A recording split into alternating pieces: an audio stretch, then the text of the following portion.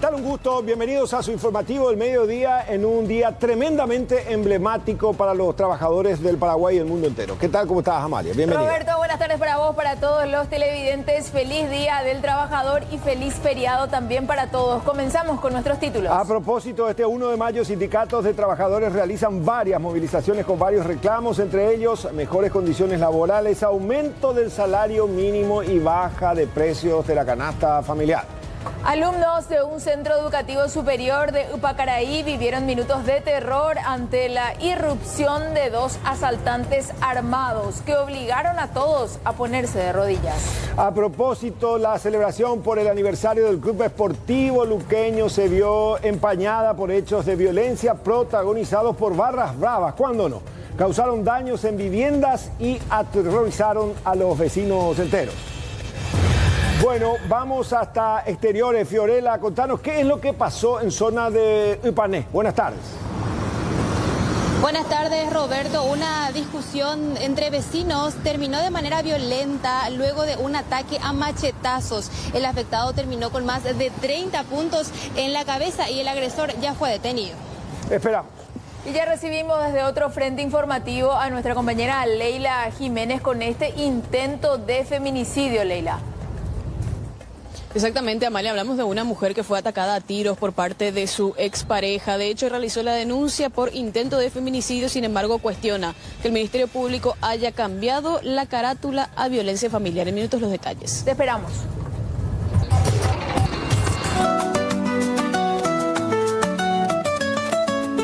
Gracias por madrugar cuando otros aún duermen, por dar lo mejor aunque el día sea gris. Detrás de cada logro hay un alma valiente que lucha en silencio, que nunca se rinde. No importa el uniforme ni el lugar donde estás, lo que importa es el corazón que siempre da. El mundo no se detiene gracias a ti, tu esfuerzo es el motor que nos hace seguir. No hay tarea pequeña si se hace con pasión. Trabajar es más que un deber, es un acto de amor. Gracias por construir con tus manos tu voz. Feliz día, trabajador. Historias distintas, pero un mismo motor. El trabajo. Feliz Día del Trabajador. Jornada de feriado bastante violenta la que se vivió en la ciudad de Upané. Fiorella ya se suma esta mañana con informaciones. Fiorella, ¿qué fue lo que pasó entre los vecinos? Buen día. Marcelo, ¿cómo estás? Asimismo, esto ocurría en la zona de Upané cuando un hombre de 50 años junto a sus empleados decide arreglar parte de lo que sería el trayecto que llega hasta su negocio. En tanto, llega otro vecino que le manifiesta que está disconforme con esta decisión y también con otra que tenía que ver con la poda de algunos árboles y luego depositar todas las ramas en la propiedad de quien sería su familiar. Menciona la víctima que ya había pedido permiso, intentó hablar con el agresor minutos antes de lo ocurrido, pero se mostraba bastante nervioso y negativo con respecto a este permiso, a este planteamiento. Bueno, llegado un momento, luego de una acalorada discusión, esta persona decide agarrar un machete de la casa de una vecina y lo ataca directamente, propinándole varios machetazos en la zona de la cabeza. Más de 30 puntos tiene esta persona. En estos momentos ya se encuentra con reposo luego de todo el procedimiento también que se estuvo llevando a cabo, luego de que haya ido al hospital y ya se encuentre fuera de peligro, pero con bastantes secuelas, no solamente en la cabeza, sino también en varias partes del cuerpo, en especial con los brazos. Pero ¿qué pasa en este preciso momento? Luego de ser atacado por esta persona, uno de los empleados de la víctima resulta ser que visualiza lo que ocurre y directamente va a tratar de reducir a esta persona que se encontraba nerviosa y hasta podemos decir tenía la intención de matar a su vecino por ese conflicto con respecto a las ramas y dónde iban a ser depositadas para que no queden al lado del camino. Bastante trágico lo que ocurría y esta persona, debemos decirlo, ya es un hombre hombre de casi 70 años el que agarró el machete y decidió atacar a su vecino, que según mencionaban también ya habían registrado varias discusiones, varios altercados en tiempos anteriores, pero ninguna había llegado hasta este punto. Nosotros llegamos junto al señor Nelson Lescano, que nos recibió muy amablemente en su casa y nos contó también detalle por detalle cómo fue el momento en el cual fue agredido por su vecino. Exactamente, que tenía un machete, salió con el machete y sin darme cuenta yo ya me sorprendió de hacia atrás, me avisaron nomás los que estaban enfrente mío, mi secretario uno, me dijo jaque, cuidado. Y ahí cuando me di la vuelta ya me metió con toda su fuerza el machetazo. Ahí me pude esquivar un poquitito y alcé mi brazo y como se nota acá, esta parte agarré y esta parte así atajándome y me salvó un poquitito eso. Pues si no, a esta hora ya no íbamos a estar hablando acá con ustedes, ¿verdad? Y gracias a Dios y la Virgencita tuve esa suerte de poder esquivar un poquitito. Y mucho más que suerte, es un milagro realmente que este hombre esté con vida. 36 puntos en la cabeza, le rebanó el cráneo con ese machete, porque hay que decir una cosa, señora, señor. Hasta a veces cuando los consumidores de crack pelean y se amenazan con machetes, se pegan con la parte contraria del filo. El ataque va con la parte contraria del filo. Sin embargo, aquí este golpe se dio con la parte filosa de ese elemento para cortar ramas, para cortar el pasto y lo que ustedes quieran. De milagro este señor vivió. De hecho, ahí también van a ver cómo el médico logra sacarle parte de la venda en medio de esta situación que realmente fue límite. También, Fiorella, nos contabas vos que el hombre que logró controlar al agresor, que estaba totalmente fuera de sí, terminó con lesiones también a la altura de la mano. Es decir, hay 2 personas víctimas de este septuagenario. Asimismo, Marcelo, y esta persona que intentó defender a su patrón y de hecho que le salvó la vida, porque dentro, en cuestión de segundos, este hombre pudo haber perdido la vida si no fuera por la rápida acción de su empleado, que en ese momento lo estaba acompañando y quien en principio habría sido quien le advirtió que este hombre ya venía para atacarlo directamente. Y en el intento de salvar a su patrón, podemos ver en cámaras de circuito cerrado que lo agarra de la parte de atrás de hacia lo que sería la espalda, y en ese forcejeo también resulta herido, y él también nos daba su versión, el señor Edgar Román, que fue el héroe en esta historia. Un bebé que era allí, pues sí, hoy que cuña que era allí, cotido, corapida, cuando en la maceta, o este o hizo, o yuca, o eso yo uso. No, pues voy con la maceta de veña, carne. Sí, tarde más reaccionar en la defendemos eso, pero te veo cuando soy mayor ya eso. Hace años ni más yo cosa, yo coge podía abrazar su pesa ya yo con la injiva y la machete, bueno la o sea un machete allí se ahí. Pues voy con la cosa. ¿Ya agarra? Sí, se agarra, a veces lleva 4 puntos y algo. Sí. Patrón, vete con él. Ojalá hospital. Ojalá hospital yo con la bueno, por ahí, cuando hay meses, a ver, ya, yo recuperado, hombre, gato y no, tú sabes, yo, Rosa tiene 36 puntos y yo más, mamá. Te veo no ya arriba ña cambute, no sé por qué ya radio puedo yucaitemo hace que. Lo que decía el muchacho, la ya radio eso era ña cambute puedo yucaitemo a ese patrón, pues decía evidentemente el golpe era más certero ahí en la mitad de la cabeza y este señor ya nos contaba la historia. Fiorella, vemos salir al señor de una vivienda vecina y después le vemos también a una señora que aparece en escena. ¿Ella quién es? Ella es la dueña de casa, Marcelo, compañeros, porque atiendan este detalle. El hombre, el ahora detenido, ni siquiera se encontraba en su vivienda. Él estaba de visita a otra vecina contándole cuál era el problema, la razón por la cual él se encontraba tan nervioso. Y en ese momento, cuando ellos se encontraban conversando al respecto, es que este hombre decide sacar un machete y atacar a su vecino mientras la víctima le estaba esperando en la calle para tratar de dialogar y llegar a un acuerdo, por supuesto. La mujer estuvo hablando con él minutos antes y esto era lo que nos decía. Sí, porque esa es la casa de su hermana. Y él dijo que no le pidió permiso. Sí, así es. ¿Y ese machete que agarró era de ustedes? No. ¿Encontró nomás acá? Sí, porque él es de ajeno ese machete. Estaba nervioso él, porque no sé. ¿No le pidió permiso? Yo estaba en mi casa, ahí estaba mi cama.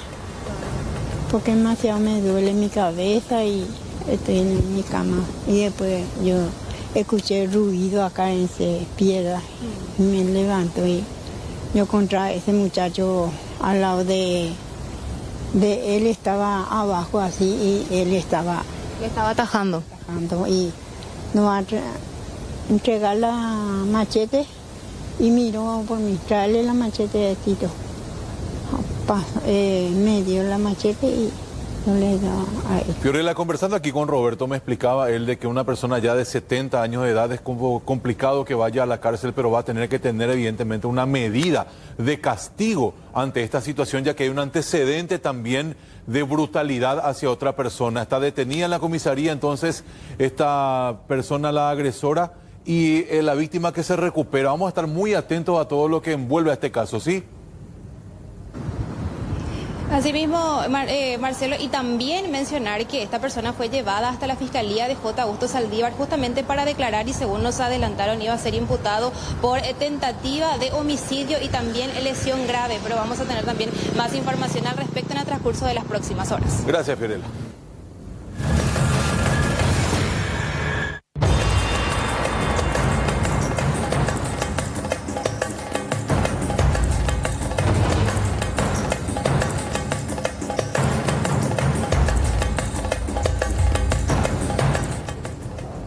Y una joven de 22 años denunció haber sido víctima de un intento de feminicidio por parte de su expareja en Upané y cuestiona el cambio en la calificación del caso. Además, asegura que recibió presiones para dejar de lado la denuncia. La víctima, estamos hablando de Betania Luján Torres, relató que el hecho más grave ocurrió el pasado 27 de febrero en la compañía Paso de Oro, cuando su expareja efectuó varios disparos frente a su vivienda.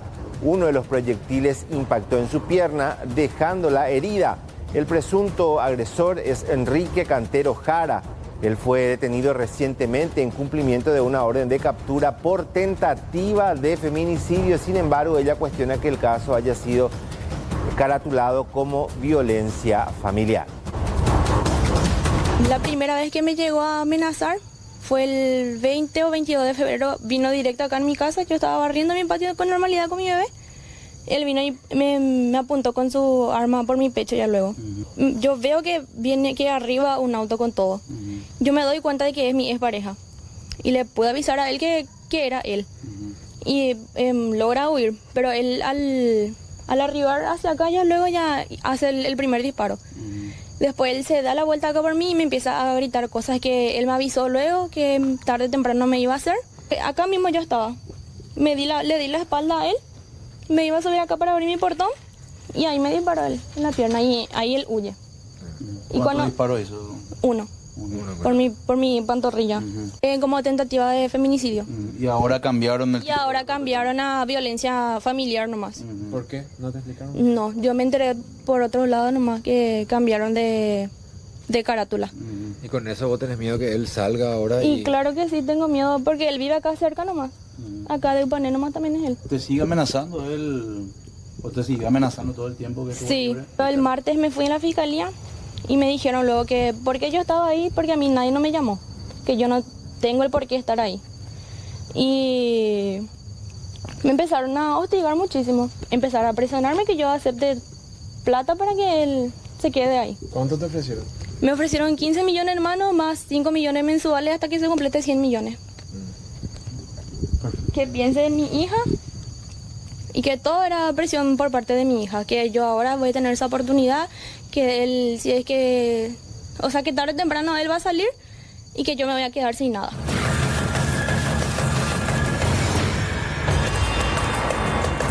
Minutos de terror y de humillación fue lo que vivieron en una institución educativa. Nuestro compañero Rodrigo Acosta le está dando el seguimiento a esto. Rodrigo, buenas tardes, contigo.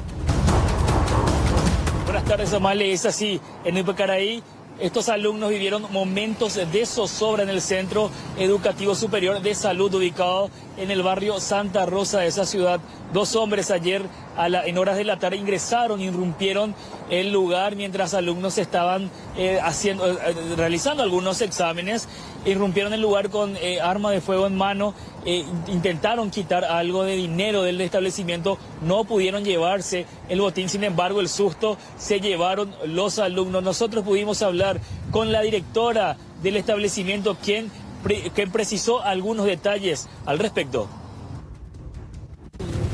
Zozobra, temor y terror, porque dos personas desconocidas ingresaron a nuestra institución con cascos y armas de fuego y tomaron de rehén a varios estudiantes porque era el horario de salida de nuestros estudiantes. Entonces, al ingresar, le volvieron a llevar a todos los estudiantes dentro de la institución y con arma en mano apuntando a los mismos y también al personal de secretaría y a los docentes.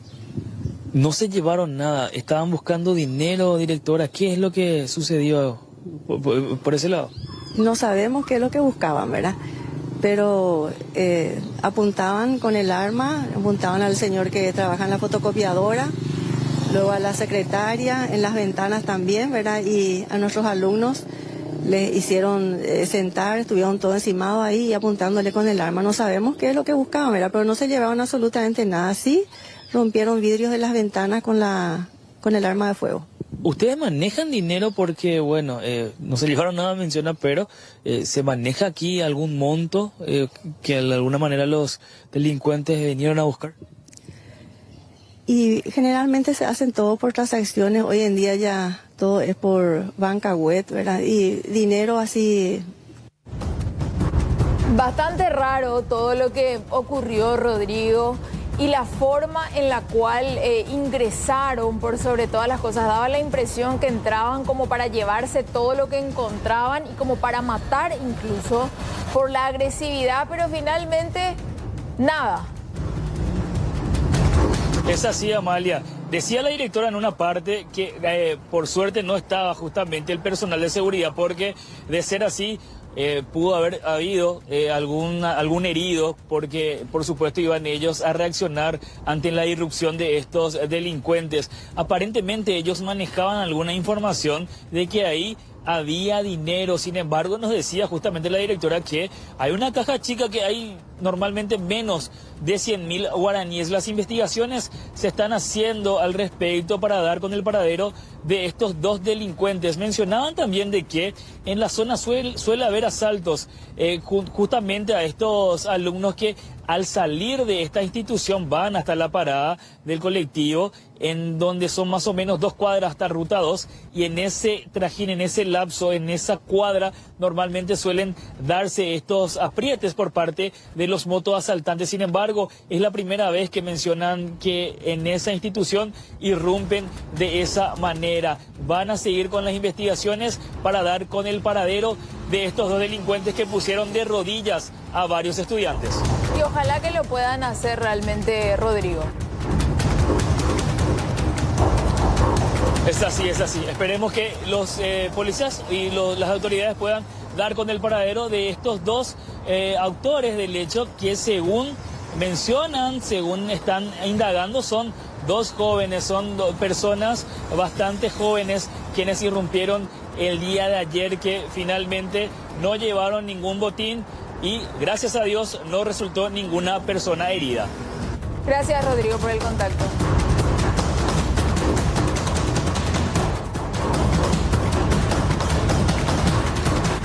Vamos hasta el barrio 15 de agosto de Salto del Guairá, en donde una persona genera muchísimo temor, lo infunde prácticamente a diario, porque este tipo de episodios es reiterativo o son reiterativos. Él es identificado como Camilo Duarte Frutos y quiero que observen las imágenes de circuito cerrado y después van a oír el ambiente de este momento. Él genera constantes alteraciones en el orden público, ¿sí?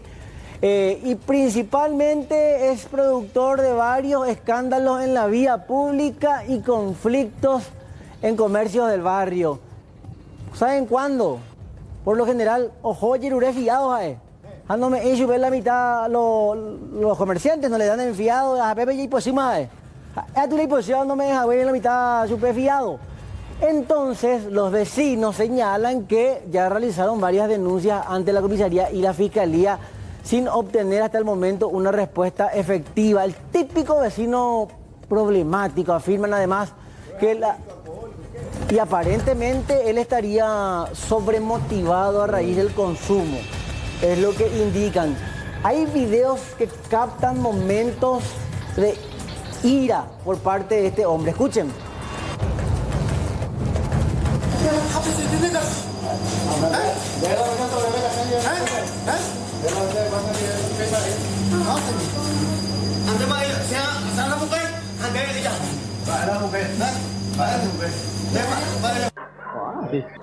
Biết rồi con mà xin mua lo hết tao qua lo một cây rồi.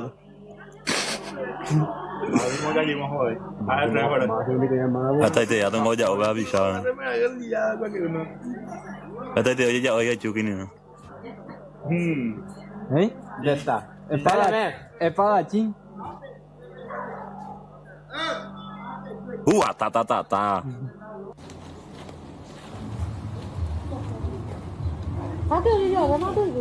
Bueno, a machetazos inclusive Camilo Duarte, que inclusive ya cuenta con algunos antecedentes, es un hombre que infunde mucho temor y se caracteriza por protagonizar. Acá tuvimos una secuencia de varios episodios, conversamos con gente del barrio. Se coge esa país porque es vecino, pero iba a la doña temala vecino, o a peritas allá humo, ya por lo ya por nada. Hay peligroso, no está mitad ahí. De tu sangre, no ya peligroso, porque cualquiera, niño tomaba ahí, ya raro, no pasé. Porque estábamos hacia alumnos, a pedir la hoga, o ya pelear. Hace un algo importante la autoridad ya por la cosa. Voy mía, antes que yo sucedí de gracia va ahí. Porque después que yo sucede, a veces ya tú me ha llevado. Es bueno de que accionar la autoridad, porque oye, póngale denuncia, estoy exacto y resolverse los problemas, oye, olea, y que hasta jamás pues está tranquilo a mí ya. Porque se está poniendo un problema, no solamente su otro vecino, se está cobarde, por ejemplo. Ahora oye, preocupado muchas veces, a veces de mitad me hablo de comisión, allá venimos disparar. Cuando se denuncia ya jamás fiscalía, jamás y juez de paz, y cuyo pues dejar el libro abierto, que cualquier horario de la policía, que ellos iban a intervenir ya para su aprehensión. Pues veía porque se coge vecina, veía arecoa y mitad, arecoa hija, antes que la oye iba ya porque ahora peligran gorende, o la pesca una vez o sarambio ya po, o esa buca y pa, mondipa mitad de los apela, los reclamar que también la autoridad, ya po algo.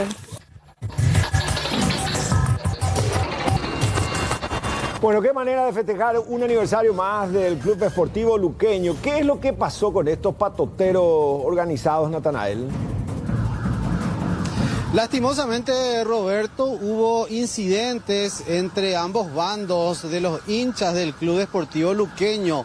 Todo era tranquilo, hubo un trabajo preventivo por parte de la Policía Nacional, se colocaron vallas de seguridad que separaban a un bando del otro, hubo serenata, la gente acudió en familia, pero no faltaron los inadaptados quienes cerca de las 3:30 de la madrugada pretendieron incidentar. A partir de allí, la Policía Nacional con la montada, los antidisturbios, comenzaron a dispersar a estos hinchas revoltosos, dando fin a la fiesta que se celebró durante la noche madrugada, obviamente en celebración justamente de los 105 años de la fundación del club.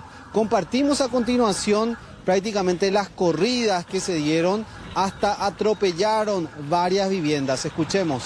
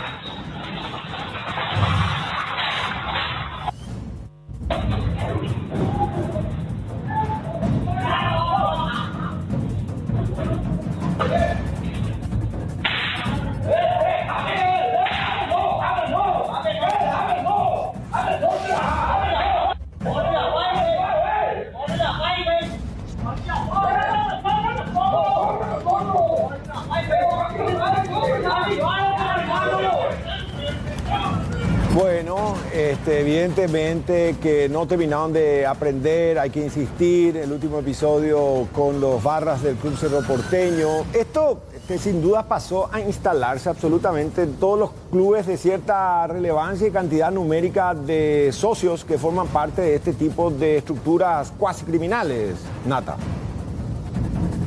Exactamente, y hay que entender también el fanatismo particularmente que tiene el hincha del Club Esportivo Luqueño. Prácticamente todo aquel que nació y creció en Luque es fanático de este club y tiene realmente una multitudinaria hinchada.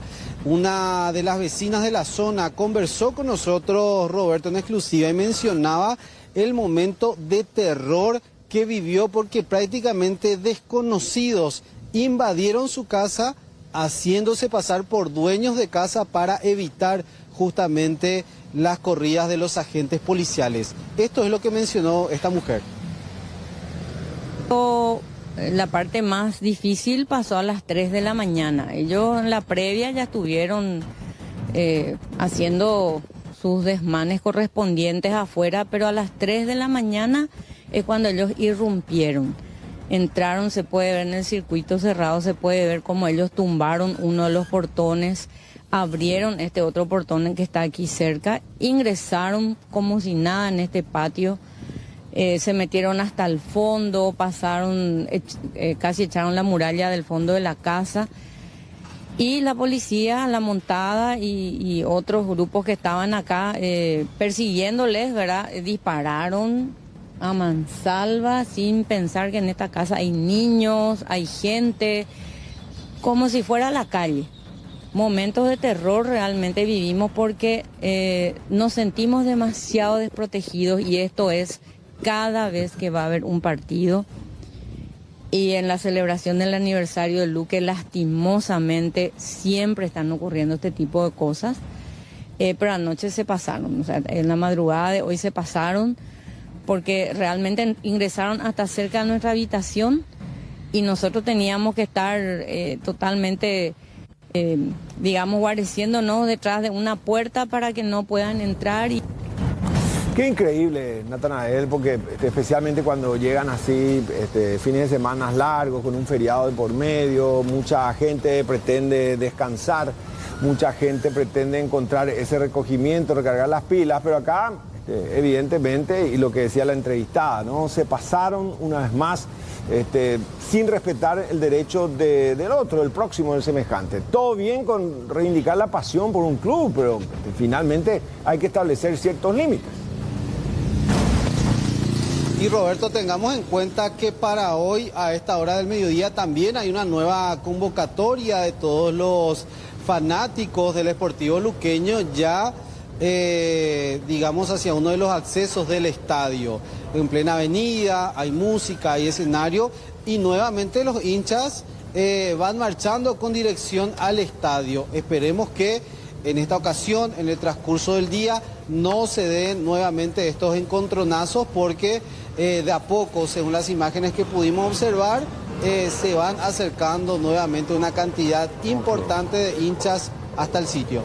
Bueno, felicitaciones para los consocios del querido Esportivo Luqueño, pero tampoco la pavada con estos patoteros que finalmente están en condiciones de apañar cualquier tipo de fiesta deportiva y social. Hasta luego.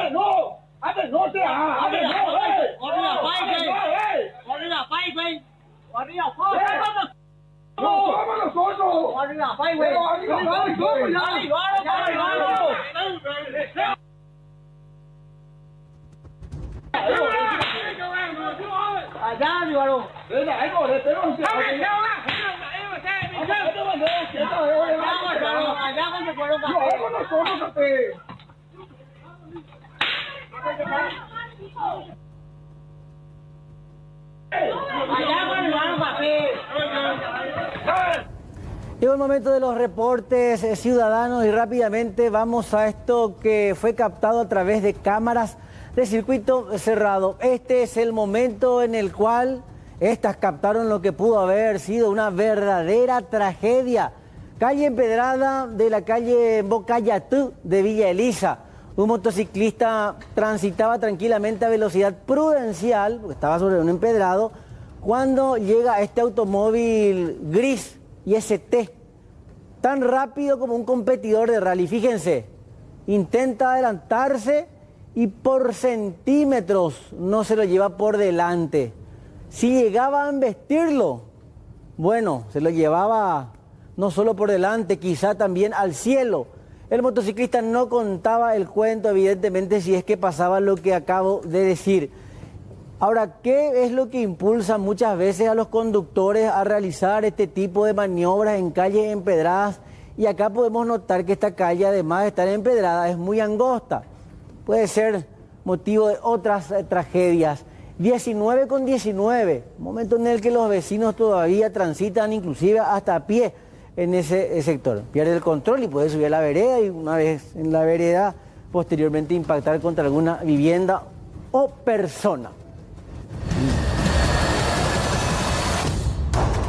Vamos a otro episodio y este es un poco más lamentable en el sentido de que no perdonan ni las mangueras. ¿Y saben por qué? Estamos hablando de una situación de posiblemente adicción. Un menor de edad, en este caso no es un menor de edad, es una persona que en ese estado de adicción que presumimos es quien termina llevándose una manguera que estaba ahí expuesta a sus brazos. Y al estirar, bueno, al primer contacto él logra hacerse con la manguera. ¿En qué momento del día? Bueno, si acá aparece 16:43, habrá sido a las 4:43 de la mañana. Esta es una muestra de que en ese estado muchas veces cualquier objeto que ellos consideran que puede ser reducido para conseguir unas monedas es evidentemente un objeto de valor para precisamente moneda de cambio y finalmente conseguir una de las drogas más destructivas. Acá en esta toma se puede observar perfectamente buen rollo de manguera y por metro, bueno, son caras las mangueras. Quienes saben de jardines saben lo cara que están las mangueras y más aún si son de marcas específicas y de texturas específicas. Ahora sí vamos al caso del menor de edad que estaba al mando de una camioneta, la de su papá. ¿Y qué pasó? Bueno, terminó volcando de manera parcial en un camino vecinal. Iba acompañado por otro menor en el momento del accidente. Según el relato del joven conductor, un perro se le cruzó de golpe en el camino. Al intentar esquivarlo, con una maniobra brusca, perdió el control del vehículo y terminó volcando a un costado de la vía. Los dos menores sufrieron lesiones leves y fueron auxiliados al hospital.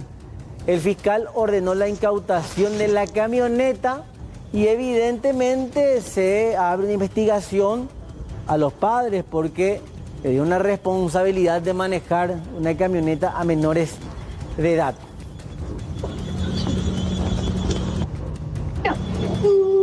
Ya vamos a llamar a la policía. Sí, llamar bombero. Entonces ya tenemos un bombero. Ahí salió el muchacho. Bueno, cambiamos de tema y vamos hasta la zona de Oleari. Wilson Ojeda, político, por ende también hablamos de que ostenta el cargo de la concejalía y quiero que vean el momento por el cual fue denunciado. ¿Y en dónde? En la comisaría, sí. Comisaría local llegó en estado aparentemente de ebriedad para intervenir a favor de personas demoradas. Esto es típico, sea la autoridad y nada, Ya están de superior y de amor homosexual. Bueno, ya se imaginan todo lo que viene después, más aún cuando hablamos de concejales prepotentes y en estado de ebriedad y el maltrato hacia el personal de dicha dependencia policial. Bueno, hubo personas que fueron demoradas por polución sonora. Eso muchas veces se aplaude, ¿sí? Entonces, ¿qué es lo que pasa cuando esas personas que fueron demoradas por polución sonora son derivadas a la comisaría?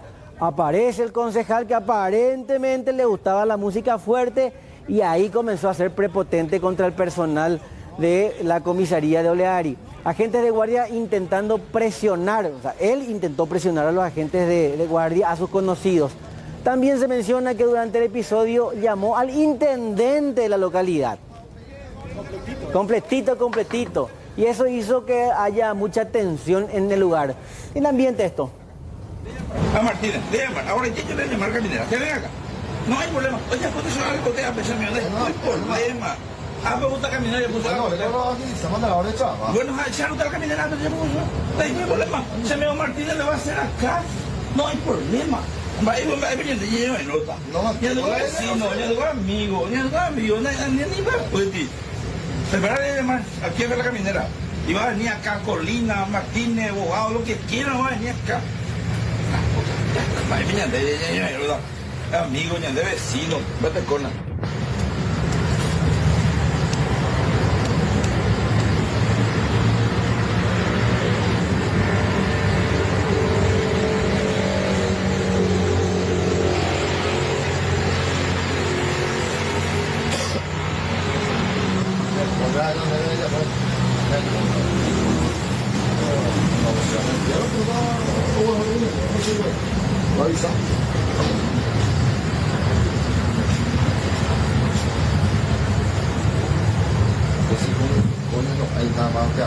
¿Ese hago hoy el que ve la caminera, verdad?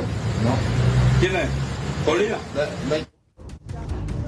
Transitable. Cuando les hablo de la calle Brites Borges, ustedes ya se imaginarán que anteriormente era intransitable. Después de una obra que supuestamente iba a ser importante e imponente, y esto ya no iba a ser así porque Brites Borges antes era una laguna también.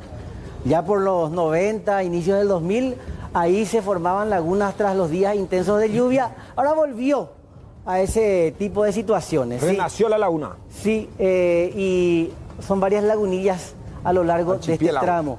Es un camino intransitable de Luque. Así se encuentra el camino, la calle, la avenida Brites Borges.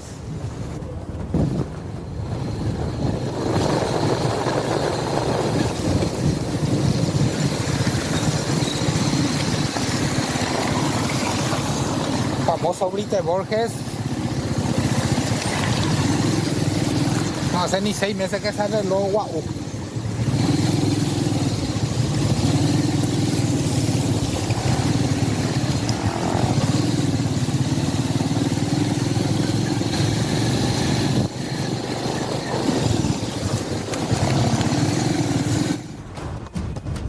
Eran aproximadamente las 11 anoche, Roberto, cuando nos cruzamos en el canal. Estaba terminando el programa.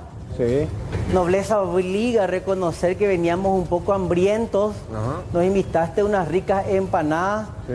Viste las condiciones en las que llegó la camioneta y el equipo estaba bajando toda la logística que nos ayudó a hacer y a captar las imágenes que teníamos recién acá en el videogol. Algunas son ya del proceso de regreso. Y fíjense que si bien el agua está bajando, o sea, no es solo Brugués, estamos hablando de prácticamente toda la zona del Bajo Chaco, imágenes de Dromber Sánchez, dicho sea de paso. Cuando nosotros estábamos regresando a Amalia, Roberto, quiero contarles, le pasé recién a Castillo la imagen, una parejita de Brugués nos pidió que les acercáramos hasta Ninfa. Ingresamos hasta Ninfa porque hay gente que es muy servicial, entonces también le retribuimos el servicio. Llegamos hasta Ninfa y nos volvimos a trancar en Ninfa y eso retrasó muchísimo nuestra llegada a la capital. Vos sabés que a mí voy a ser muy natural en el relato, me picha mucho leer comentarios de la gente que dice el Chaco es así nomás luego, como si fuera que la gente tiene que acostumbrarse. Que hay que resignarse. Tiene que resignarse a esto. La gente no tiene por qué resignarse. La gente necesita mejores caminos. La gente tiene que tener mejores condiciones de vida. Esto fue ayer, 6 de la tarde. Así tratábamos de sacar la camioneta. Fíjate. Esto era en Ninfa nuevamente. Este es un tramo. ¿Y qué es lo que me comentaba la gente de Ninfa? Que la empresa constructora contratada por Obras Públicas para el tramo complementario de la construcción de la Ruta 12 es la encargada del mantenimiento. Pero no ya pues y con el mantenimiento está pesa la calle, la ruta. Bueno, esa última imagen quería mostrarles también de nuestro regreso ayer. Y esto era anoche con tractor. ¿Y hace cuánto que esto no se mantiene en teoría? ¿No se le hace el mantenimiento? Y tiene que ser constante. O sea, ese camino tendría que ser ya de todo tiempo. O sea, entrar a Ninfa no tiene que representar ningún tipo de problema para nadie. Esos son los contratos de favor, la alta corrupción, si uno hace el seguimiento, pues seguramente van a relativizar los informes de la Contraloría, de la Fiscalía. ¿Mira? Quedan los papeles, una verdadera mafia. Y no solamente en el Bajo Chaco, te descuidas, en cada departamento hay tramos fantasmas, así que o verapar en los proyectos, pero que nunca se ejecutaron, Amalia. Que pusieron el gran cartel ahí de cómo iba a ser con la foto, inteligencia artificial, pero nunca se hizo. Mira. En este primer intento se nos soltó la cuerda. Claro, Chaco entendemos así nomás en términos de naturaleza. Sí. Pero hay que dotarle de logística e infraestructura, ¿verdad? Claro, el Chaco es así. De sequía al otro extremo, que es también la tierra lodosa, ¿no? Claro. Ahí nada, en verdad. ¿Qué la tu yupe? Y todo bien, te dicen los ganaderos, porque después de la sequía seguramente sobrevendrán meses florecientes para el pasto, para la naturaleza. Eso se comprende, es cíclico.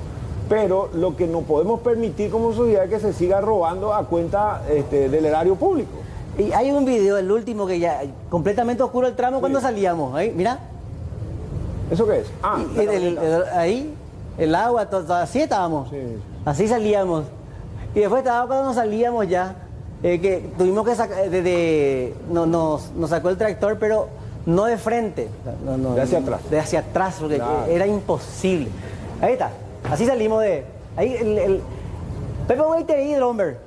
Sí, que para ustedes es novedad, pero para nosotros los que trabajamos en el campo esto es común y corriente, ¿verdad? Ah, tranquilo, que el tractor Roberto. te tire hacia atrás. Ya nos empantanamos varias veces, pero a veces de repente juega contra tu paciencia. ¿Sabes por qué?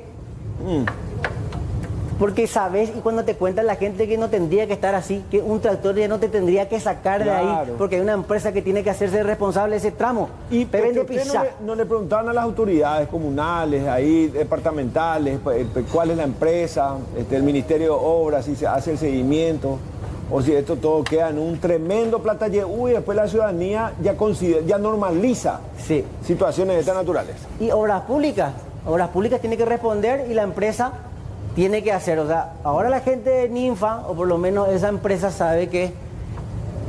Ayer nos hicimos así los calladitos porque queríamos evidenciarles. Ahora saben que les grabamos y cuando escuchamos el testimonio del muchacho que nos dijo, la empresa tiene que cargar todo el tiempo y tenemos que transitar acá. O sea, por lo menos ellos saben de que hay un contrato. Los pobladores. Ahora vamos a Brugués. Los accesos siguen bloqueados por las aguas. Sin embargo, estas van descendiendo. Quienes pueden ingresan a pie, algunos a bordo de las camionetas, ya se puede acceder a camioneta, tractor, pero evidentemente el problema sigue siendo la habilitación de caminos de todo tiempo y eso está en proyecto. Veamos.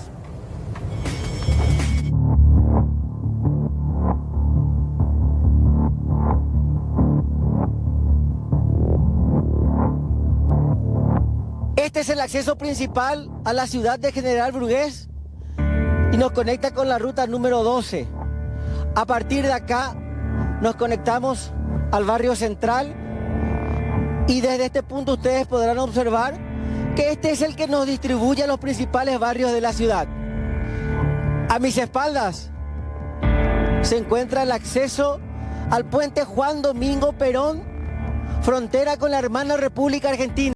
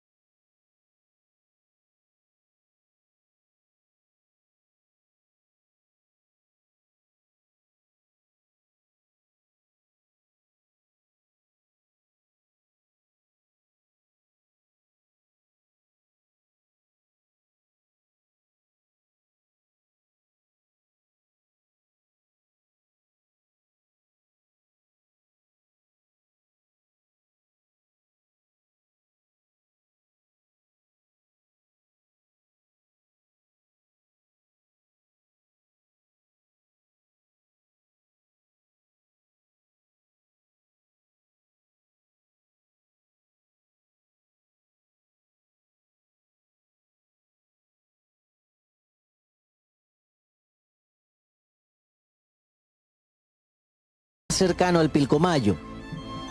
Mirá lo que es el mandiocal. Acá no hay caso, ¿veis dónde está yo? No, ya no hay forma, no.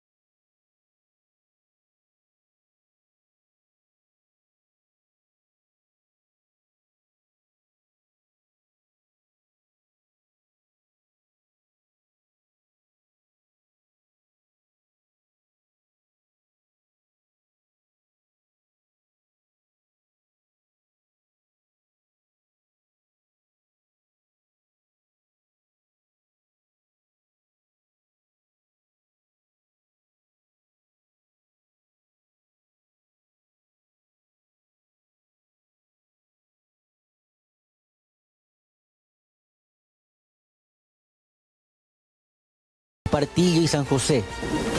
Y es la licenciada Jessica Ruiz Díaz. Viene desde el barrio San Agustín a caballo, pero tiene que cruzar ese sector tomado por las aguas. Licenciada, a caballo por el tema del agua. Sí, ¿qué vamos a hacer? A caballo únicamente. Pero ya está bajando ya. Cantidad ya. Pero en los días en donde el agua agarró absolutamente todo, ¿era la única forma de llegar, licenciada? Y era la única forma. Por lancha y por caballo. Tractor. En estos días de mucha agua, de humedad, ¿cuál fue la patología más recurrente? Las más recurrentes fueron patologías de la piel, lesiones en piel, diarreas, después respiratorias también. Y eso es lo que más estamos teniendo ahora mismo. Llegando a Brugués, nos encontramos con este panorama, el de las viviendas completamente anegadas, pero no solo eso, abandonadas. El punto es el siguiente, que en esta podemos notar cuánto avanzaron las aguas, cuánto descendieron, pero por sobre todo algo que me llama la atención, y es que algunas familias dejaron sus enseres, lo poco que tienen, y es que aparentemente hay cierto nivel de seguridad. Acá podemos notar cuál es el nivel o hasta qué punto llegaron las aguas del río Pilcomayo.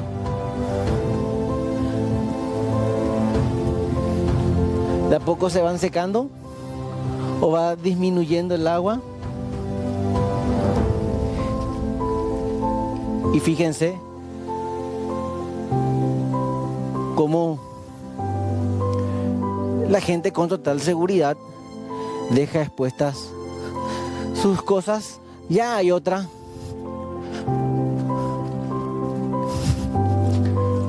Un poco más lodoso el terreno acá. Aves de corral.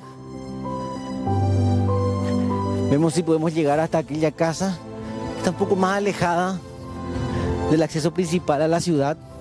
Pero la gente se ingenia y busca la forma de proteger lo poco que tienen. Acá utilizaron una calecita, por ejemplo, una vieja baulera, y alzaron sus cosas acá para evitar que el agua, por ejemplo, arruine sus colchones, su ropa. Un sol que realmente pronostica o podría pronosticar que podrían llegarse días más secos, aunque algunas nubes también a esta hora están cubriendo esta parte del país. No se habla de un pronóstico de lluvias en las próximas horas, pero lo que la gente espera es que las aguas del río Pilcomayo vayan descendiendo rápidamente.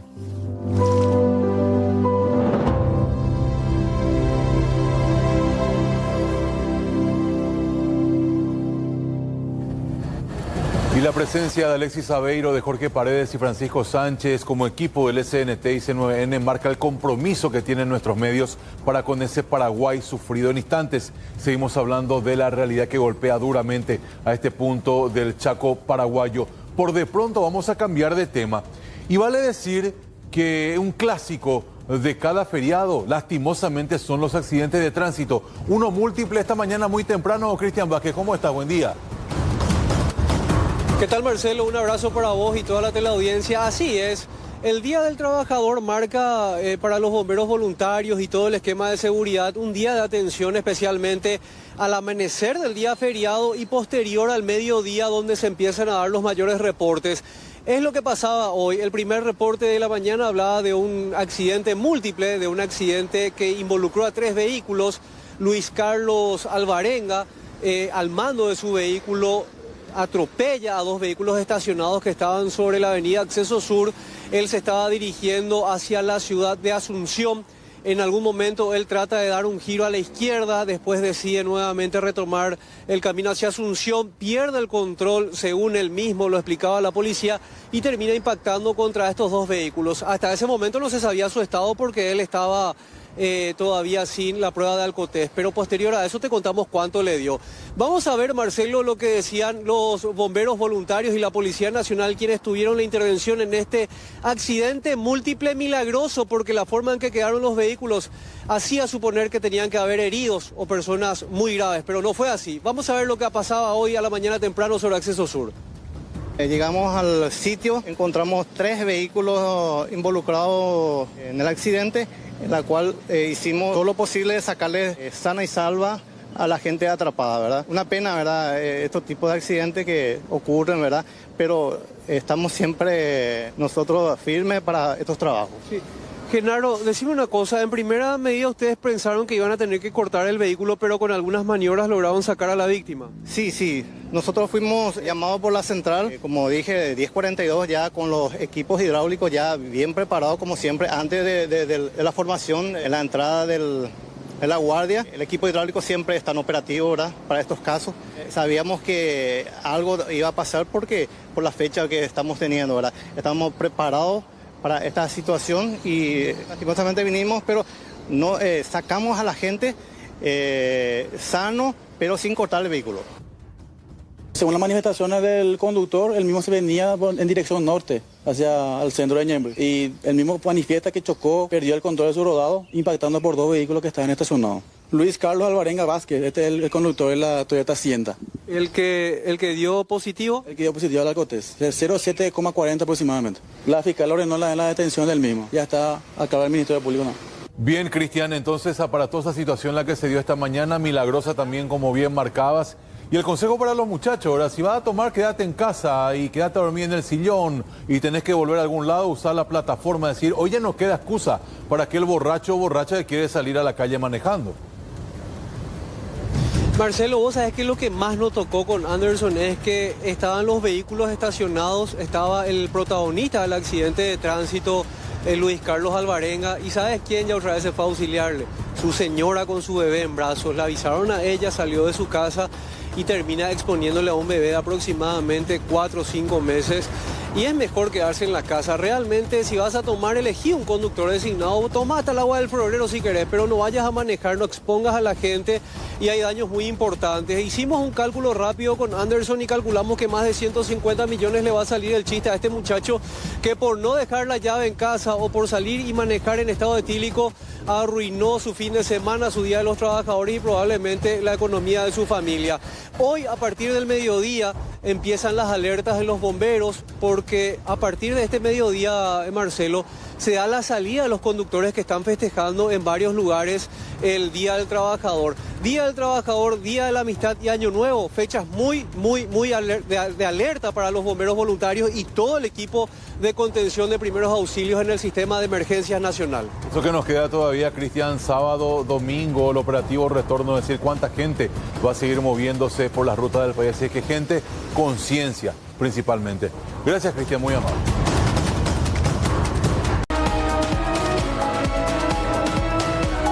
Organizaciones sindicales y obreras estuvieron marchando por diversos puntos del microcentro de Asunción en conmemoración a este 1 de mayo, Día del Trabajador. Algunos de ellos estuvieron concentrándose en la Plaza Uruguaya, llegando hasta el Ministerio de Economía y Finanzas. Otros lo hicieron también, como el caso de la Central Unitaria de Trabajadores Auténtica por el Microcentro y llegando frente al Ministerio del Trabajo. Y en el caso de quienes estamos viendo en estas imágenes, algunos partidos políticos y organizaciones sindicales que se estuvieron concentrando netamente frente al Panteón de los Héroes.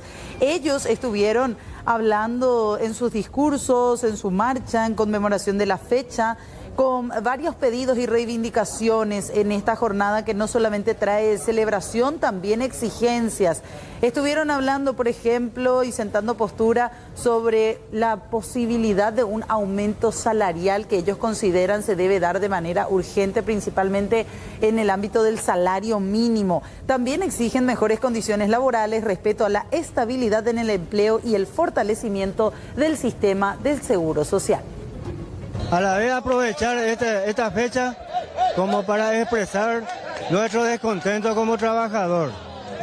Hoy en día, hace 140 años, muchas conquistas hubieron, pero hoy en día los trabajadores están perdiendo esas conquistas, como por ejemplo las 8 horas laborales, las 8 horas de trabajo, en donde hoy los trabajadores pasan trabajando 10 horas, 12 horas sin cobrar las horas extras. Y también recordar la situación de la clase obrera, ¿verdad? La falta de un salario digno, el problema de la canasta familiar, el problema del transporte público, el problema del IPS, todas esas son realidades cotidianas que vive día a día. El año pasado nosotros teníamos un cálculo de que el salario mínimo con este costo de vida en 2025 ya superaba los 6 millones de guaraníes. En este año ya estaría rondando los 7 millones, ¿verdad? Si el salario no debe de subir esos porcentajes, entonces también el costo de vida tiene que ser menos, ¿verdad? Yo cada vez que me voy al campo, lo que más me entristece es eso. La migración juvenil es grandiosa la migración. Muchos jóvenes tienen que irse a otros países porque acá, en nuestro país, no tiene posibilidad de trabajar y de estudiar.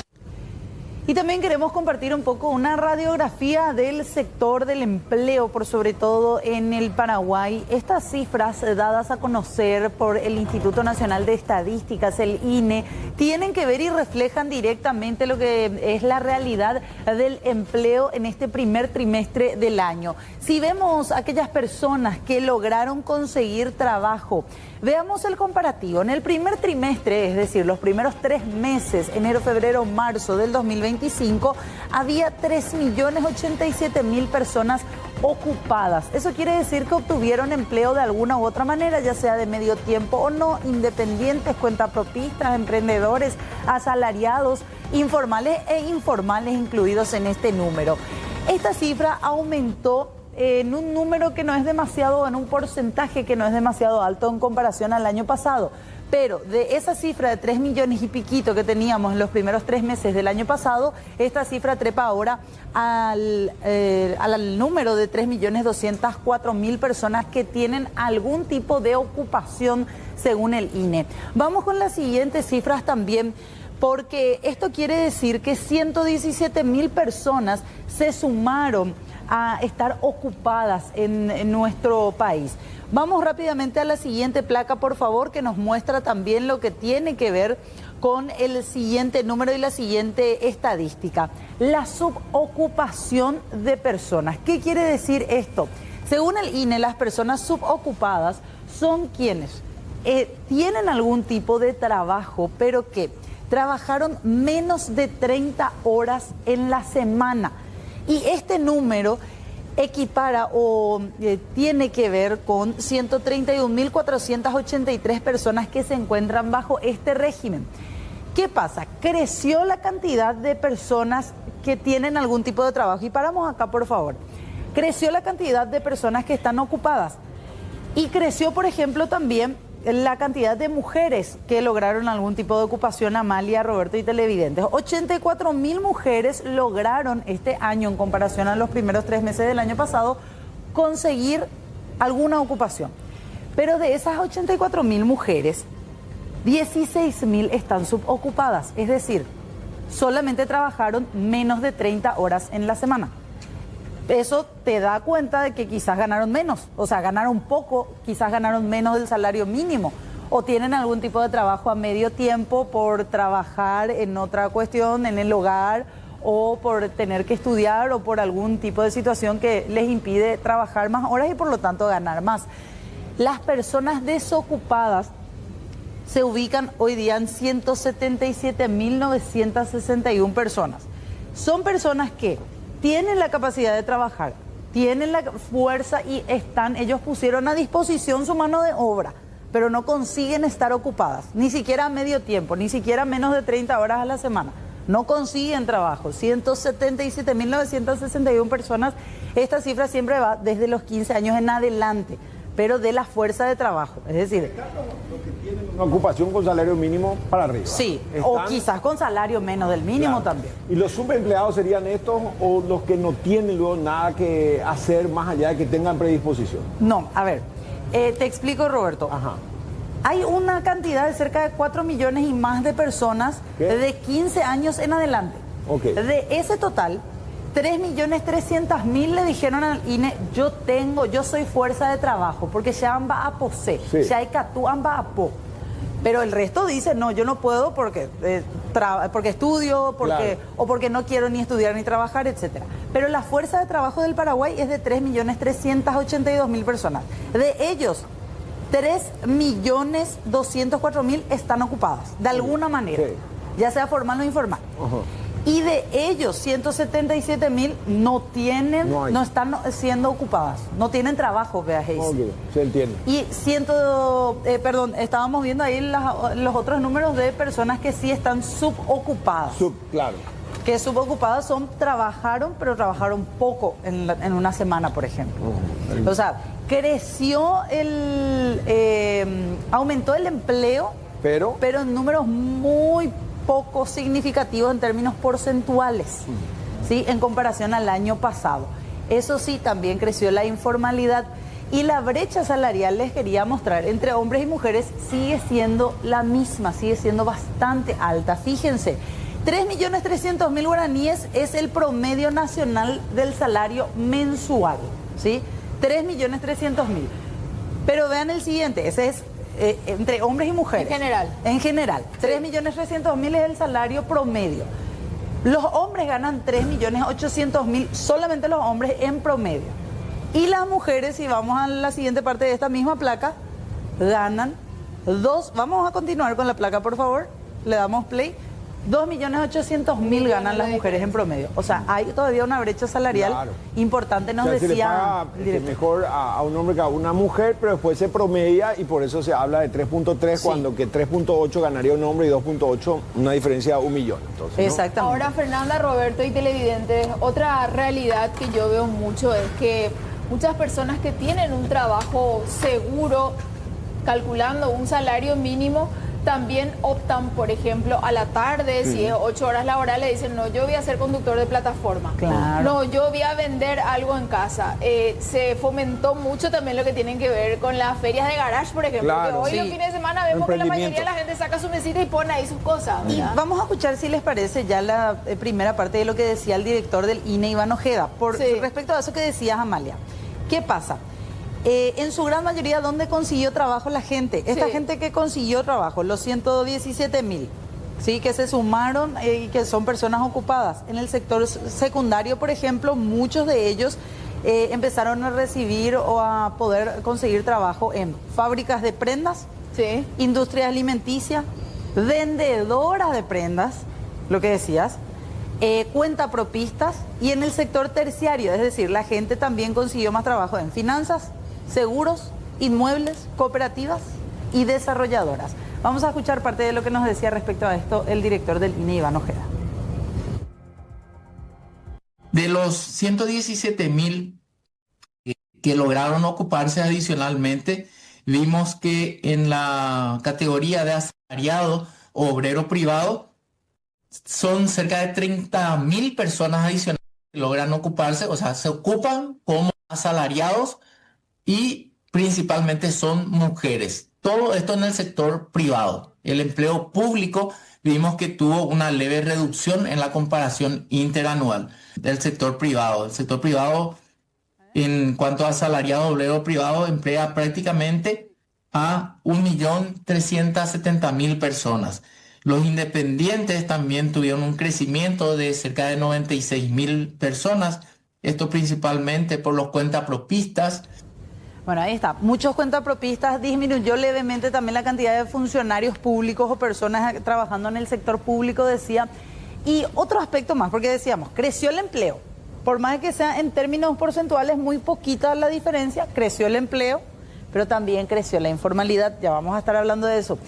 Creció, les decía, la cantidad de mujeres, por ejemplo, ocupadas.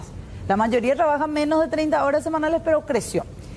Los hombres desocupados aumentaron los hombres desocupados en el primer trimestre en comparación. Fíjense, este era el primer trimestre del año pasado, 85.940, ¿sí?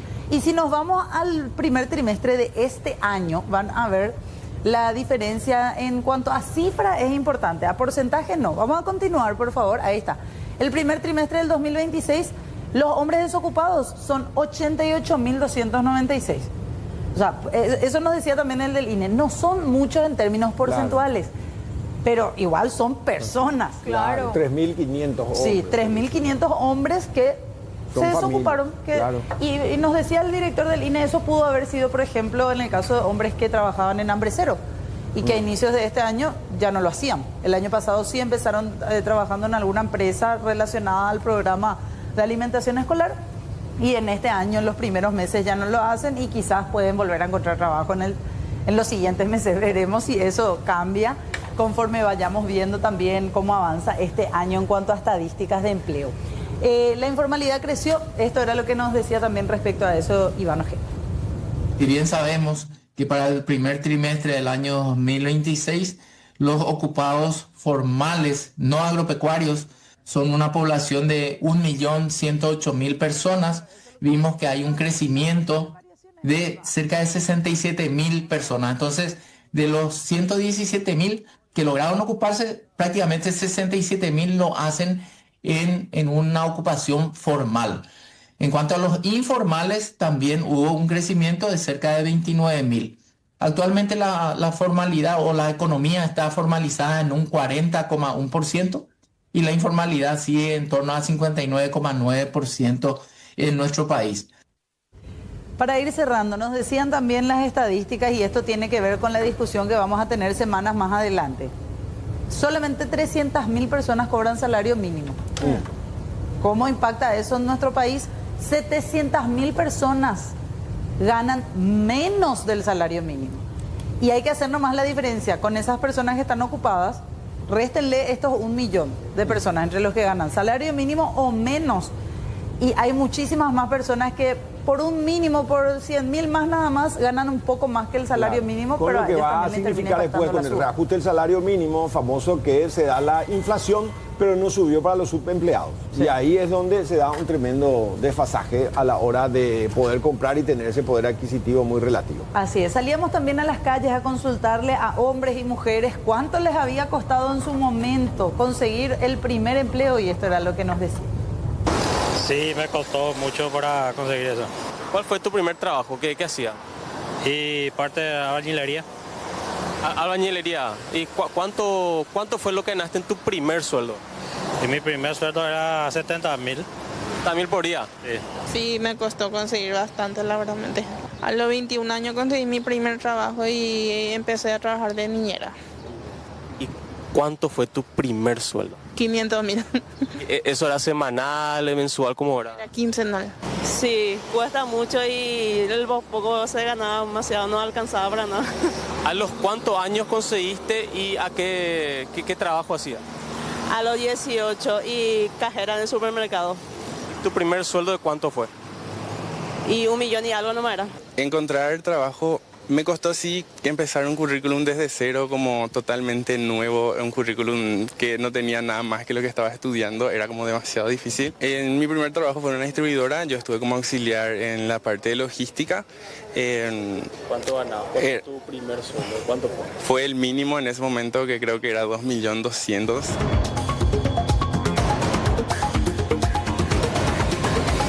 El presidente de la República, Santiago Peña, estuvo hoy por el departamento del Guairá, donde firmó la reglamentación del decreto que regula la ley del etanol con el fin de impulsar la industrialización de la caña de azúcar producida en nuestro país y beneficiar a los cañicultores. La medida establece que al menos el 50% del alcohol carburante utilizado en las mezclas de combustible debe provenir de la caña de azúcar nacional. Esta disposición se enmarca en el actual régimen de mezcla obligatoria de etanol en las naftas. El mandatario también fue consultado sobre un antiguo problema de los cañicultores que guarda relación con el tren de molienda que actualmente está paralizado. Él hablaba hoy al terminar esta actividad y esto es lo que respondía. Ustedes saben, hay un problema legal del contrato que había sido firmado en el gobierno anterior con una serie de medidas judiciales que, por supuesto, lo que más queremos nosotros es resolver, ¿verdad? Pero hay cosas que escapan de nuestro control. Ahora, lo que nosotros le estamos diciendo a los cañicultores es que el acceso a los mercados, que el apoyo a ellos no va a mermar y, por supuesto, nosotros queremos que Petropar siga siendo un jugador muy importante asegurándole el mercado para allá. Así que seguimos trabajando y espero que tengamos novedades pronto sobre ese tema.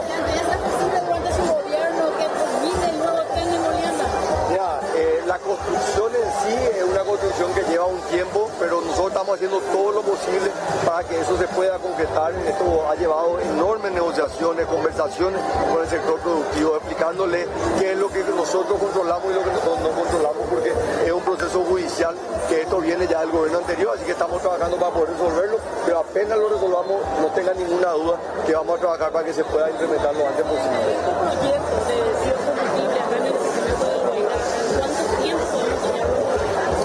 Esto con la reglamentación, esto empieza ya de inmediato, ¿verdad? O sea, la ley ya se había aprobado hace unos meses atrás, ahora con la reglamentación se da un paso importante, así que nosotros estamos trabajando para que esto se sienta de manera inmediata y por supuesto también estas inversiones que está haciendo el gobernador César Sosa, esto también va a generar un beneficio en el mediano plazo, ¿verdad? En la próxima cosecha probablemente esto ya va a empezar a rendir sus frutos. Entonces, acá la clave es no bajar los brazos, seguir trabajando todos juntos, el diálogo es el camino. Yo sé que muchas de estas luchas han venido como resultado de manifestaciones en la calle, enfrentamientos muchas veces entre compatriotas. El presidente de la República dijo además que espera que los resultados ya puedan ser visibles para la próxima cosecha. ¿Alguna vez se preguntó cómo era Paraguay durante la prehistoria? Obviamente no hay un testigo presencial para responderle sí o no, pero tenemos vestigios de ese antiquísimo pasado, como estos fósiles muy particulares hallados en el país.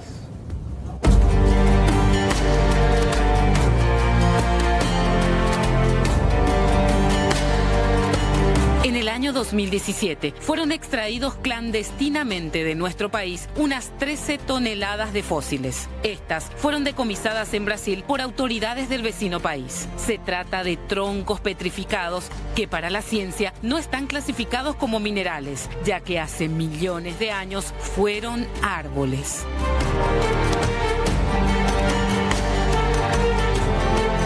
Pueden ver que el fósil conserva muchos aspectos del árbol original, es decir, el aspecto rugoso de la corteza, por ejemplo, que esta es una pieza que ya no tiene componentes orgánicos, es decir, se cambió en el proceso de fosilización toda la materia vegetal a materia mineral.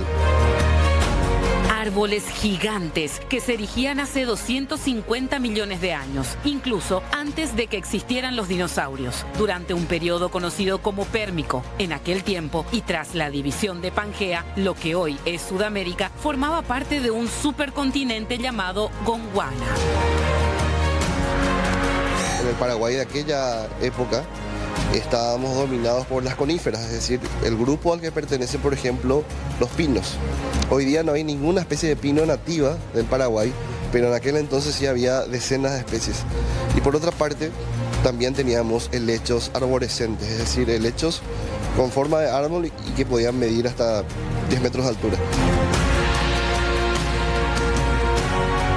Estos invaluables fósiles de árboles, patrimonio del Paraguay, fueron devueltos por la Agencia Nacional de Minería del Brasil a la Embajada Paraguaya en Brasilia. Ahora, el problema es otro. La propia legislación brasileña estipula que en casos de que haya una incautación se tiene que hacer la devolución. También está establecido que los costos del envío al país de origen deben correr por parte del país de origen, que en este caso por eso nosotros estamos viendo la manera de hacer llegar estos materiales.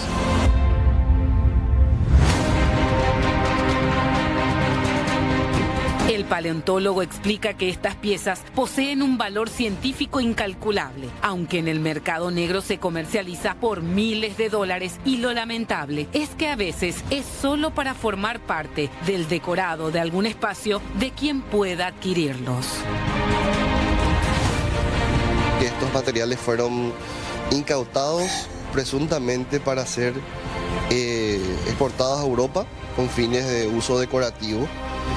Si queremos hablar de un valor cultural, las maderas petrificadas son parte del patrimonio cultural paleontológico del Paraguay. Está así definido por la Ley de Patrimonio Cultural. Por lo tanto, estamos hablando de piezas que son realmente de todos los paraguayos y paraguayas, de un valor incalculable.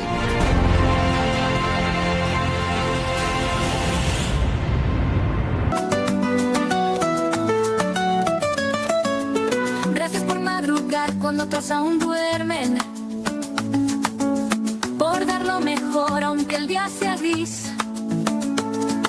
Detrás de cada logro hay un alma valiente que lucha en silencio, que nunca se rinde. No importa el uniforme ni el lugar donde estás, lo que importa es el corazón que siempre da. El mundo no se detiene gracias a ti, tu esfuerzo es el motor que nos hace seguir. No hay tarea pequeña si se hace con pasión. Trabajar es más que un deber, es un acto de amor. Gracias por construir con tus manos tu voz. Feliz día, trabajador. Historias distintas, pero un mismo motor. El trabajo. Feliz Día del Trabajador.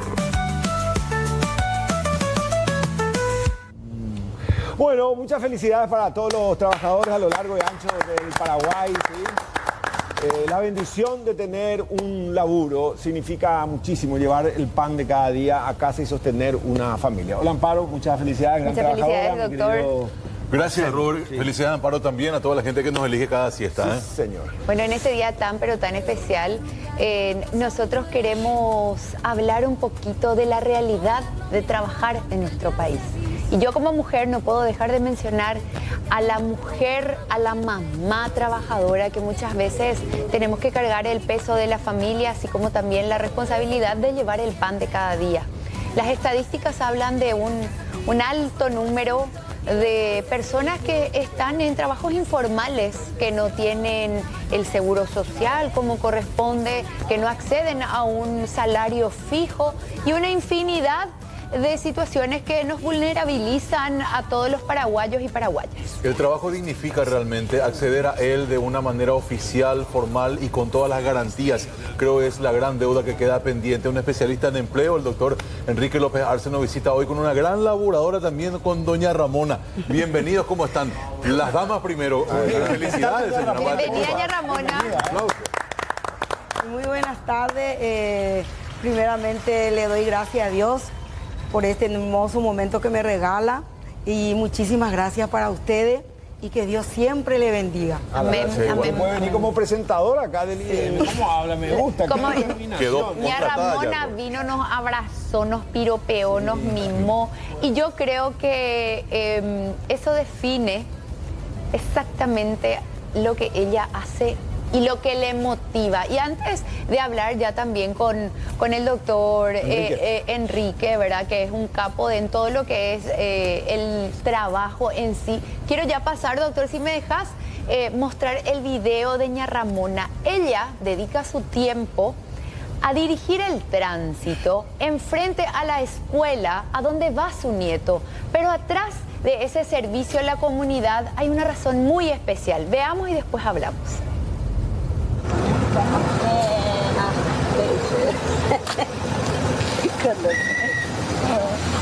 ¿Qué hace perrita? ¿Qué te Ramona? No me deja. ¿Y todos los días hace esto? Sí, estuve haciendo todos los días el año pasado y desde este año también. Ya me trajeron el chaleco, el silbato. ¿Tu yaguá a tu lado? Mi yaguá a mi lado. Y yo hago por amor, con mucho amor a nuestros niños, para cuidarle. Y porque también para ayudar también, porque hay mucha necesidad también.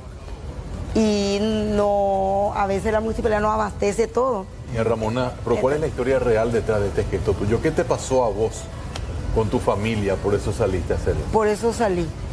Por eso salí, porque no quiero que le pase a ninguna mamá ni a ningún papá lo que a mí me pasó. ¿Qué te pasó, doña Ramona? Tengo 4 varones, una sola hija, y cuando ella tenía 10 años le arrolló un taxi. Le arrastró 50 metros. ¿Frente a la institución? No, ya yo vivía en Villa Elisa, pero en otro barrio. Hace muchísimo tiempo entonces, ¿no? Sí, mi nena tenía 10 años y ese dejó... Y te marcó la vida. Me marcó la vida hasta ¿Cierto hoy. que ese taxi le arrastró 50 metros y le dejó. 7 cirujanos se pusieron por ella para volver a construirle. Dijeron que si ella vivía no iba a caminar y no iba a tener hijo. Mi hija caminó. Ella tiene 4 hijos. Su hija mayor está a 2º año de medicina, Milka. Entonces, cuando los doctores dijo que ella bajó otra vez del cielo y yo lloraba afuera, yo le pedí una oportunidad a Dios. Que Dios me dé una oportunidad, que me devuelva a mi única hija y que yo iba a vivir para servirle a Él, al poderoso Rey, que Él es el que da, Él es el que saca. Entonces, cuando hay un amor de Dios, ahí no hay precio. El amor no pide nada, el amor da, soporta, espera siempre en Dios. Y esa soy yo. Y por eso es lo que yo me voy, porque me quedé traumada hasta hoy, que no quiero que un niño pase la calle solo, una abuela, porque hay también abuelas que pasan con sus nietos y yo me veo en ella, los niños.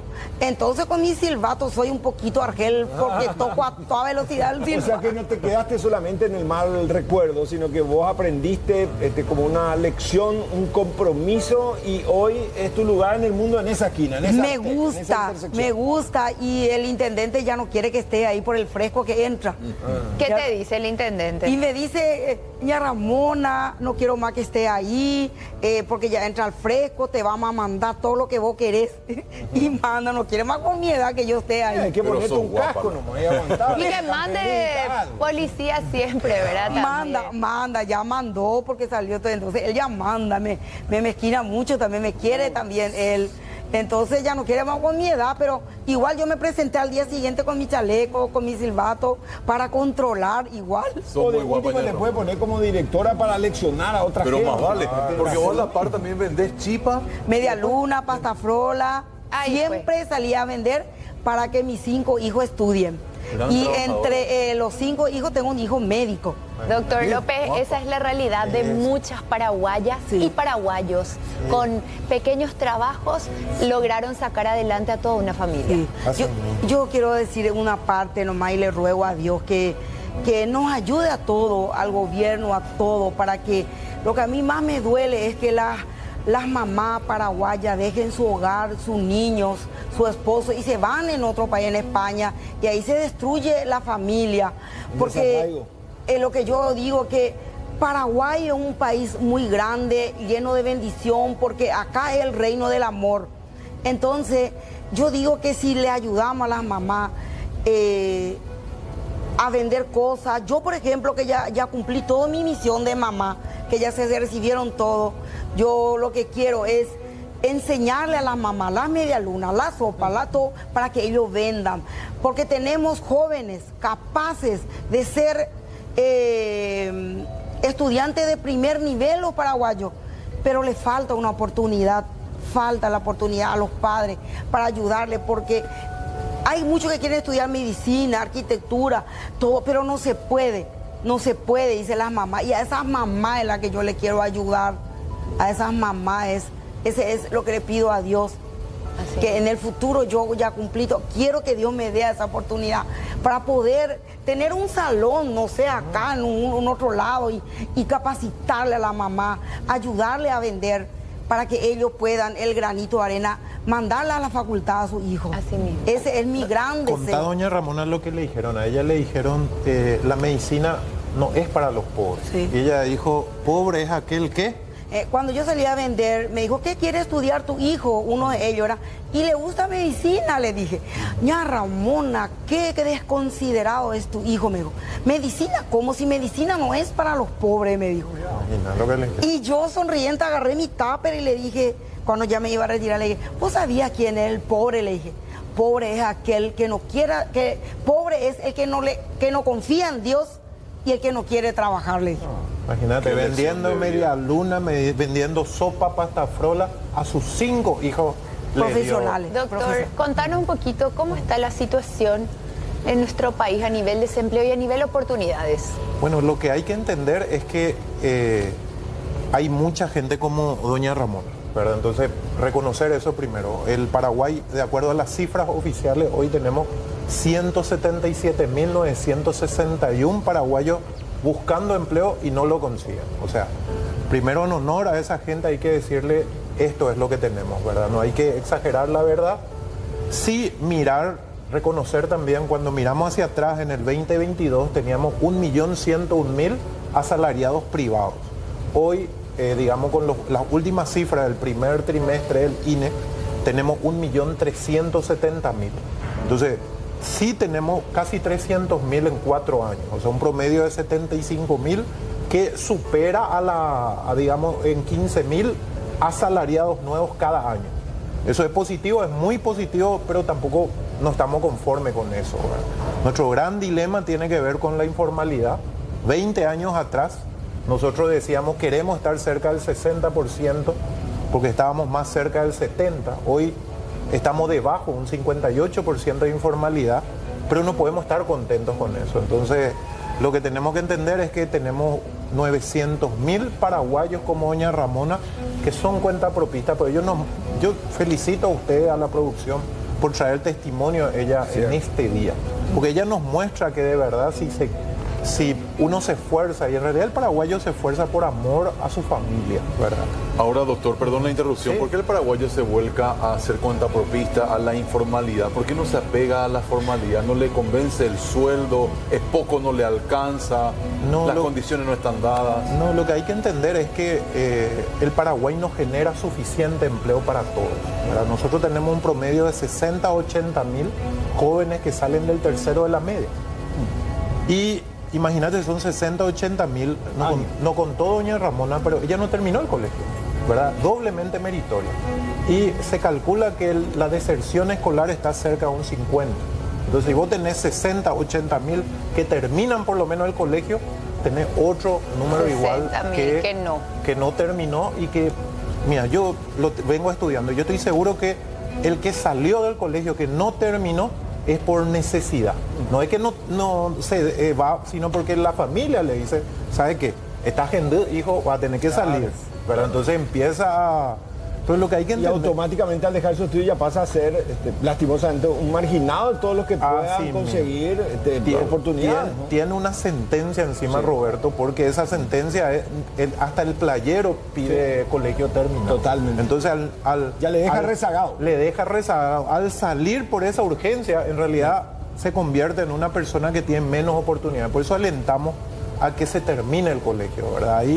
Y yo creo que nos mostró doña Ramona, ella no termina el cuarto curso de antes, hoy sería primero de la media, pero entiende lo que es la educación y cómo te cambia la vida, y a sus 5 hijos le hace estudiar. Entonces el mensaje, yo digo, cuando miramos tenemos más asalariados privados, que eso es lo que queremos, ¿verdad? Más gente con salario mensual, no tanto los ocupados, porque el ocupado puede ocurrir de que el ocupado, la definición de ocupado puede aquel que tiene algún tipo de actividad con o sin salario. Dentro del ocupado está el familiar no remunerado, está la señora también, está el profesional, están también los profesionales, pero está también la señora que salió por necesidad a vender. O sea, doña Ramona sale por amor a su familia, pero si no sale nadie le va a llevar el sustento. Entonces sale por obligación, ahora por necesidad. Bien, ¿cuál es la situación hoy día de la mujer trabajadora? Porque siempre hablamos y concienciamos y pedimos igualdad, tanto salarial, de oportunidades, que se deje de lado que somos las problemáticas porque a veces se enferman nuestros hijos, porque nos embarazamos. ¿Ha cambiado? Todavía tenemos mucha brecha con eso. O sea, el tema es que tenemos que romper tantos preconceptos. Hoy todavía tenemos muchas denuncias que en la entrevista ya le preguntan a Amparo si tiene novio, cosa que es completamente prohibido, ¿verdad? ¿Qué tiene que ver tu relación fuera del trabajo con un tema laboral, ¿verdad? Y está prohibido, vos sos abogado, claro, sabés. O sea, se filtra así ahora. Así se filtra, o sea, no le dice, querés tener relaciones sexuales, querés tener hijos acá a poco, pero va por el costado y le dice, tenés novio, ¿verdad? Entonces, más o menos lo que dice es, ¿te querés embarazar o no te querés embarazar? ¿Me vas a dejar un año o no me vas a dejar un año? En algunos casos incluso dice que piden el test de embarazo antes. Bueno, eso es completamente ilegal. La manera de terminar con eso es denunciando, sacar algún tipo de evidencia y denunciando. Nosotros alentamos a que la gente, pero sí tenemos preconceptos, tenemos problemas con la mujer joven, tenemos problemas, lo dijiste bien, con la mujer que tiene hijos. Hace poco denunciábamos justamente un caso en donde una mamá tuvo que mentir, ¿verdad? Fíjate, mintió, dijo que no tenía hijos y le contrataron. Y después le pillaron, ¿verdad? Porque no tenía pezonera y manchó. Le salió la leche. Y su compañera le dijo, mira, vos fuiste deshonesta, le sacaron, pero era un secreto a voces que ese súper no contrataba a mujeres embarazadas. Doctor, ahora, ¿quién defiende entonces al empleado o a la empleada? ¿Dónde puede ir a recurrir? Y nosotros, yo creo en las instituciones. Por lo menos tenemos que hacer nuestra parte. Las instituciones deben cumplir lo suyo, pero nuestra parte es ir a denunciar. Podemos denunciar en el Ministerio del Trabajo, podemos denunciar en la defensa pública.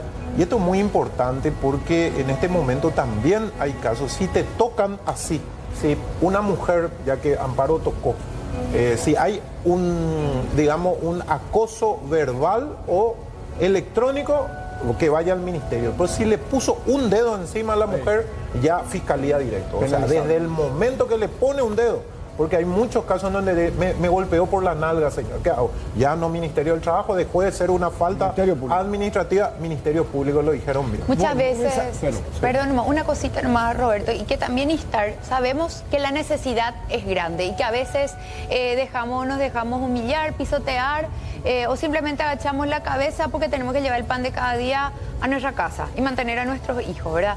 Pero que uno también piense que si en pequeñas cositas te faltan al respeto o a veces uno dice, no, yo no quiero denunciar eso aunque sea ilegal porque me voy a quedar sin trabajo, pero si en lo más mínimo te tratan como la nada misma, imagínate en cosas peores. Entonces, realmente nos merecemos estar en un lugar en donde no nos valoren y donde pisen nuestros derechos. Esa es la pregunta también que tenemos, pues tenemos que pensar no solo en nosotros, sino en nuestros seres queridos. Y si Ramona, un mensaje final, fue demasiado a gusto escucharla, tan positiva, es en un día como hoy que hizo crecer a sus 5 hijos. ¿Qué más puede decir?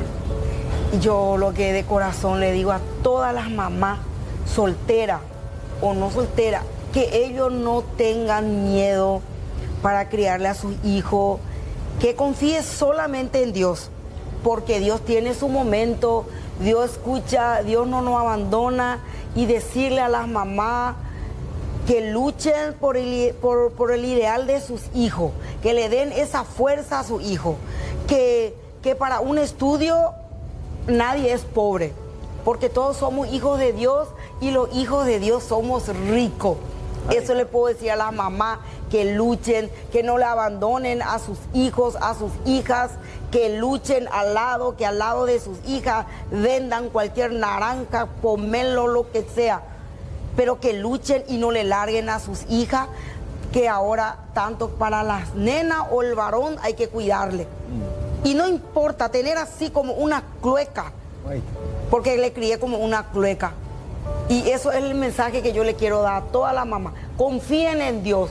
Dios no falla, Dios no nos abandona. Dios tiene el momento preciso para decirle a esa mamá o al papá, aquí te doy. Porque yo hoy no sé, yo me siento en el paraíso hoy en día. Estoy feliz verle a tus hijos con el logro, con la meta, con la ayuda de Dios llegar.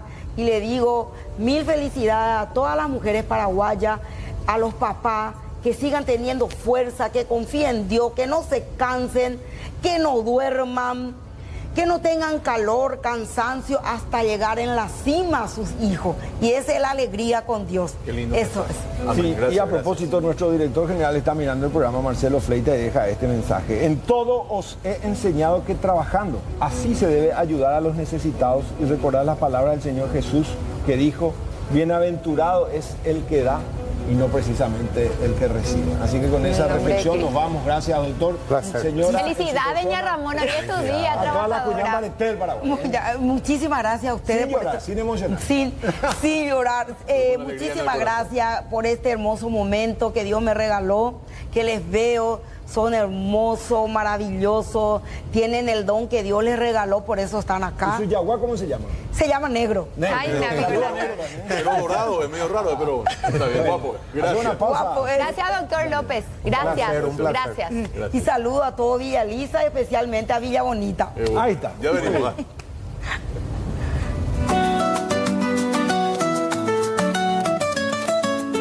Gracias por madrugar cuando otros aún duermen,